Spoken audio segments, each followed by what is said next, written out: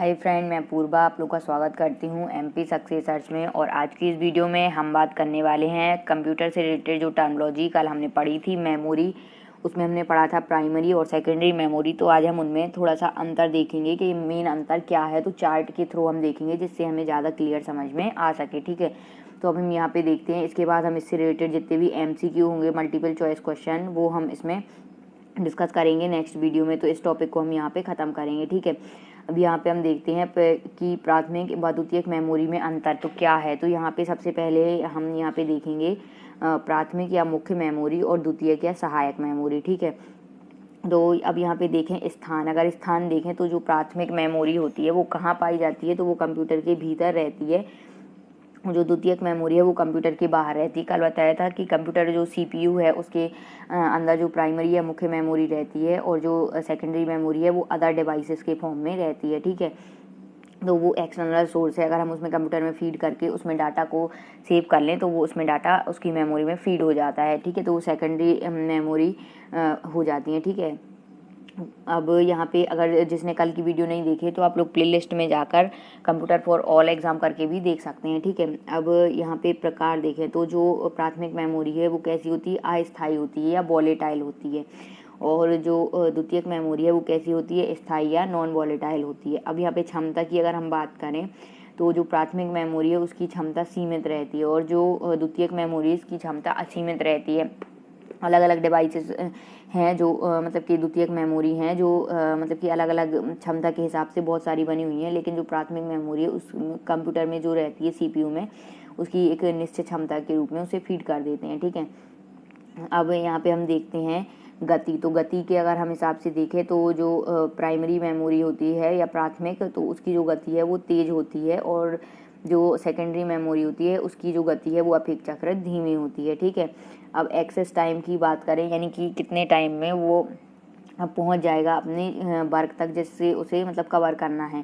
तो जैसे अपन जैसे कोई भी बटन प्रेस करते हैं तो वो कितनी जल्दी रिस्पॉन्स देता है उस चीज़ पर डिपेंड करता है। तो एक्सेस टाइम जो है वो प्राइमरी मेमोरी का अगर देखें तो कम होता है, नैनो सेकंड में होता है, इसीलिए इसकी गति क्या है, तेज़ है। और जो है इसका मतलब कि जो एक्सेस टाइम है वो थोड़ा सा अधिक होता है, इसका कितना है, मिली सेकेंड में मेजर करते हैं। तो ये आप याद रखना, कभी कभी पूछ लिया जाता है कि जो मतलब कि एक्सेस टाइम है प्राइमरी मेमोरी का वो किस में मेजर किया जाता है, तो नैनो सेकंड में, और जो सेकेंडरी मेमोरी होती है उसका किस में, मिली सेकंड में मेजर किया जाता है। ठीक है, अब हम यहाँ पे प्रति बिट लागत की अगर बात करें तो इसकी जो होगी प्रति बिट लागत वो कितनी होगी, प्राइमरी मेमोरी की अधिक होगी और सेकेंडरी मेमोरी की कितनी होगी, लागत कम होगी। ठीक है, प्रति बिट के हिसाब से जितनी बिट की मेमोरी होगी उतनी इसमें क्या होगा, लागत ज़्यादा रहेगी और इसमें क्या रहेगी, उतनी कम हो जाएगी। ठीक है, अब यहाँ पे नेक्स्ट हम देखें, यहाँ पे ये टर्म हमारे यहाँ पे कंप्लीट हुआ, इसके जो डिफरेंस थे है ना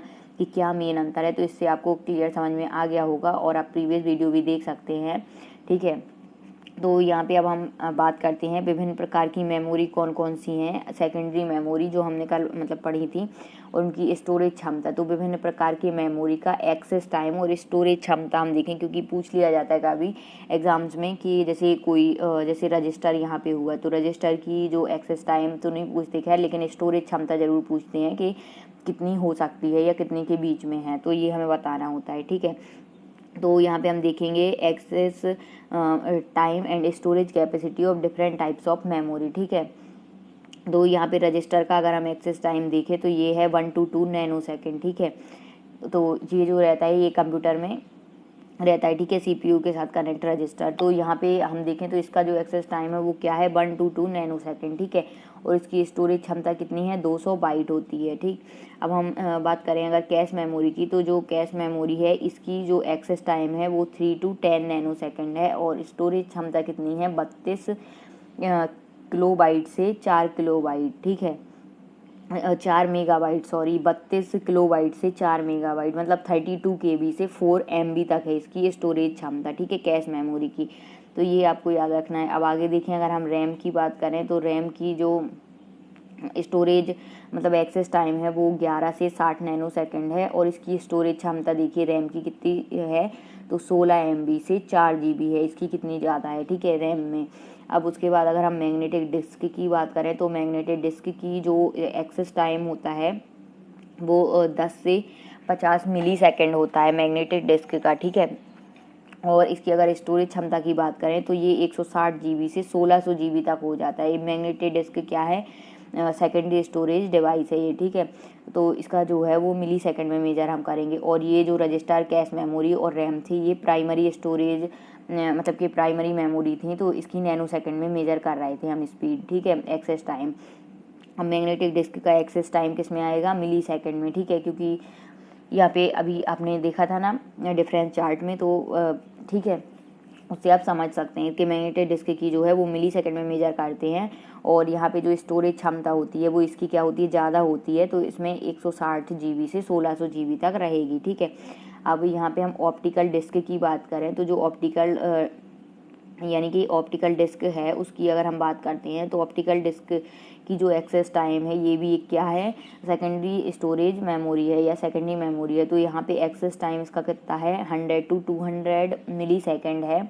और इसकी जो स्टोरेज क्षमता होती है वो कितनी होती है, 700 MB से 60 GB के बीच में होती है, ठीक है।